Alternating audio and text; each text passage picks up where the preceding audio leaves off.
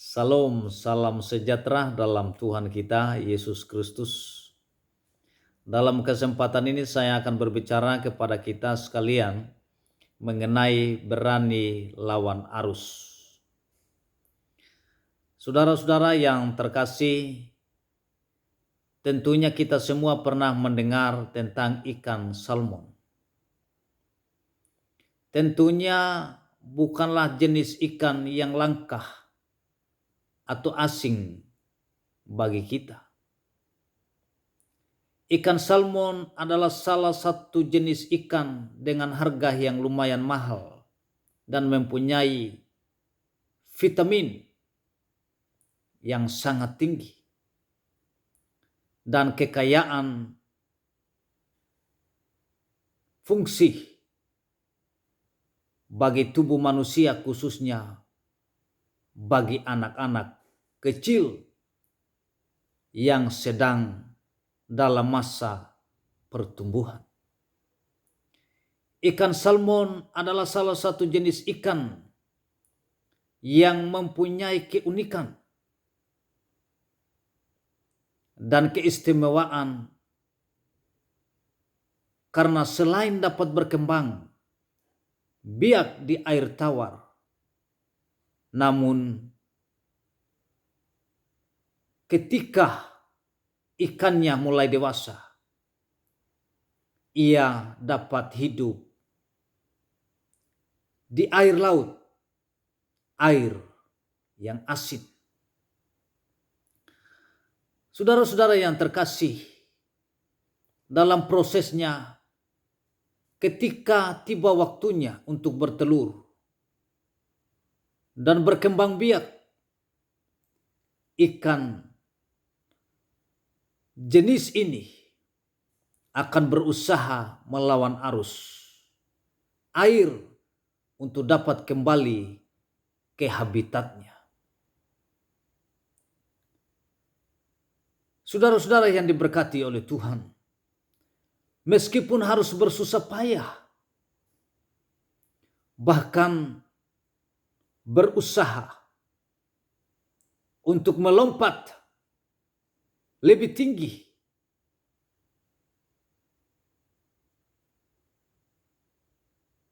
saudara-saudara yang diberkati Tuhan,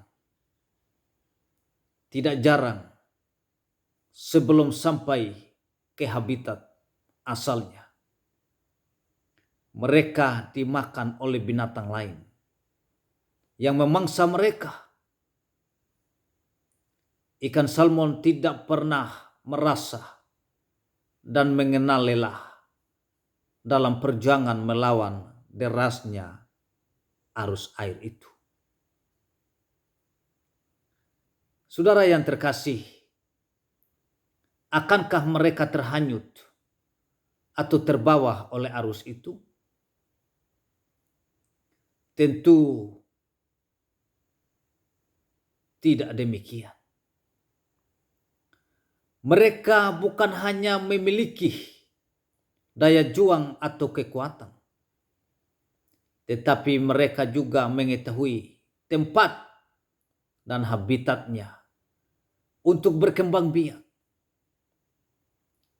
Bagaimana dengan kehidupan orang percaya di tengah dunia ini? Arus dunia yang berputar sangat memungkinkan orang percaya terlebih khusus bagi generasi muda untuk terbawa arus ataupun terjerumus dalam lingkaran dosa dunia ini. Keberadaan generasi muda tidaklah semudah yang kita bayangkan. Generasi muda cenderung bersinggungan dengan yang namanya kebebasan, kemerdekaan, serta kepuasaan sesaat. Saudara yang terkasih,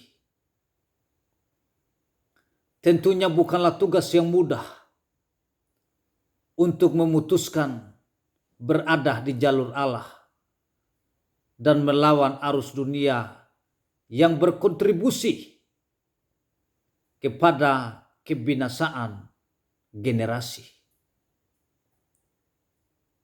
Akankah kita mengikuti arus dunia, atau sebaliknya dengan gigih dan berjuang melawannya?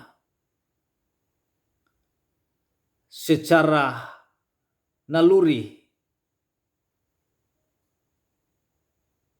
manusia tidak mungkin tidak mau binasa.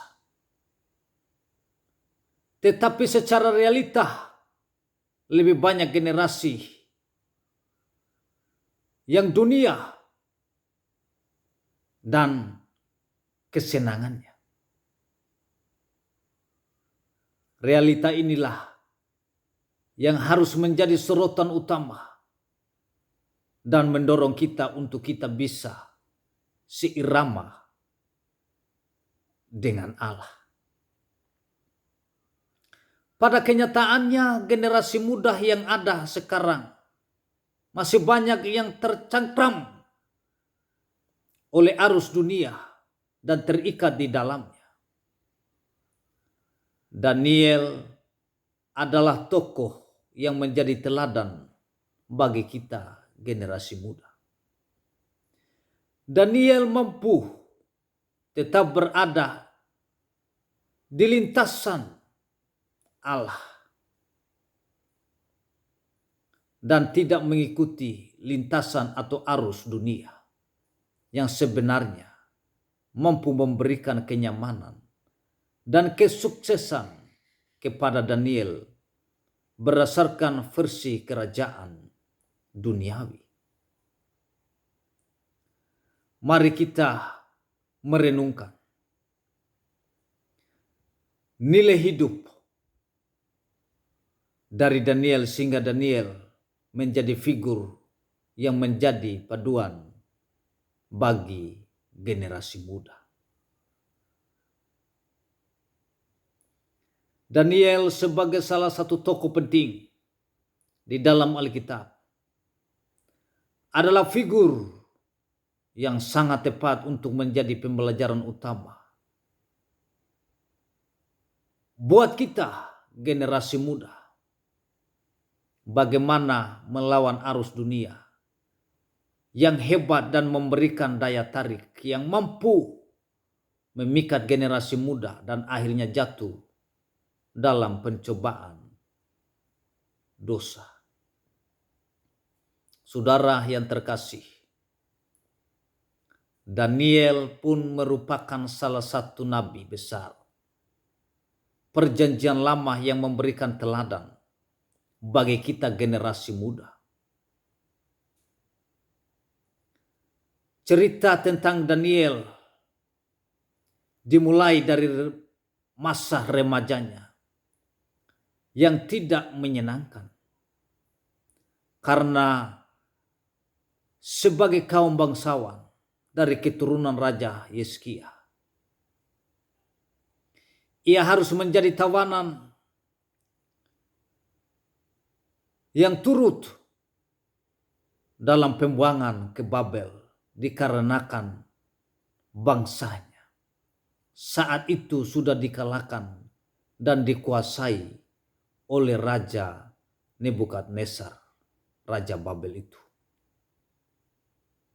Namun dalam keadaan sebagai tawanan, Daniel tetap percaya kepada Allah. Sesuai arti namanya, Allah adalah hakimku. Dan hidup tetap sesuai dengan kebenaran Allah yang sudah ia yakini dan hidupi. Saudara yang terkasih, generasi muda, kita melihat kisah Daniel setidaknya meninggalkan beberapa pesan penting yang menjadi rahasia sukses Daniel ini. Hal pertama yang ingin saya sampaikan kepada kita sekalian, Daniel berketetapan untuk tidak serupa dengan dunia ini. Daniel pasal 1 ayat yang ke-8 berkata, Daniel berketetapan untuk tidak menajiskan dirinya dengan santapan raja dan dengan anggur yang biasa diminum raja. Dimintanyalah kepada pemimpin pegawai istana itu supaya ia tidak usah menajiskan dirinya. Santapan dan anggur yang biasa diminum raja. Gambaran kebiasaan-kebiasaan yang menjadi standar pada waktu itu yang bisa saja dinikmati oleh Daniel pada masa itu. Kehidupan generasi muda saat ini pasti seringkali berhadapan dengan kenyataan yang seperti ini. Dan memungkinkan diri kita untuk menikmati dunia ini. Perlu kita ingat dan renungkan bahwa dosa itu tidak ada yang tidak enak. Tetapi dampaknya adalah kebinasaan. Saudara yang terkasih, Daniel pasal 1 ayat yang ke-8 ini ditulis satu pernyataan. Daniel berketetapan. Sedang menunjukkan sebuah keputusan yang sangat tegas dan kuat dari seorang Daniel untuk menikmati dunia. Pada konteks saat itu, dalam hal ini diperlukan ketegasan dan ketetapan yang kuat dari generasi ini. Kita harus tegas melawan dosa dan keduniawian. Ketegasan akan menjadi senjata utama generasi muda untuk melawan arus dunia ini. Tanpa ketegasan, maka generasi pasti hanyut dan hancur. Dan keduniawian yang begitu mengancam. Tetapi patut mendapat perhatian dari kita sekalian. Yang pertama, cara berpikir kita. Cara berpikir harus berpikir seperti Kristus berpikir. Tidak menurut keinginan daging, keinginan mata, dan keangkuhan hidup kita. Itu yang patut diperhatikan oleh kita. Hal kedua yang ingin saya sampaikan kepada kita sekalian. Membangun komunitas ilahi. Daniel pasal yang kedua ayat yang ke-17 sampai ayat yang ke-19.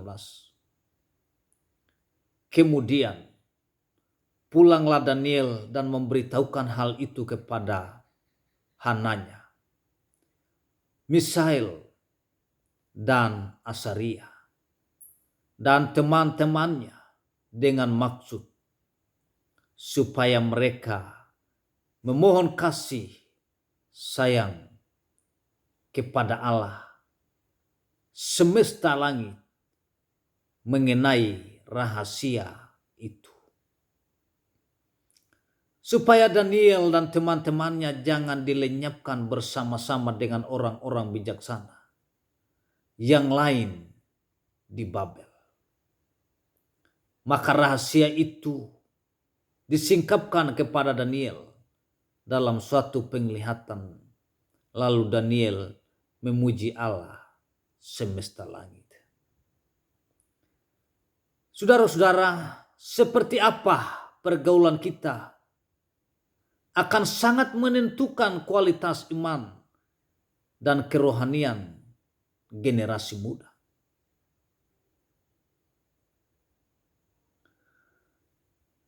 Memastikan hidup untuk berada dalam komunitas yang benar akan sangat menentukan kita dalam menghadapi arus dunia. Dengan siapa kita mendekatkan hidup kita. Demikian pembentukan kehidupan kita. Di balik kekokohan iman Daniel yang sangat berperan adalah dukungan dari sahabat dan teman-teman yang ada di sekitar Daniel. 1 Korintus pasal yang ke-15 ayat yang ke-33, jangan kamu sesat. Pergaulan yang buruk merusak kebiasaan yang baik. Komunitas gereja ataupun keluarga adalah tempat yang terbaik untuk kita mengkokohkan dan menguatkan satu dengan yang lain. Sehingga kita saling terjaga untuk senantiasa berada dalam kehendak Allah yang sesungguhnya. Mencoba dan membaur dengan komunitas yang salah berarti membiarkan hidup kita terbawa menuju arus kebinasaan. Kita tentunya tidak mau generasi ini gagal.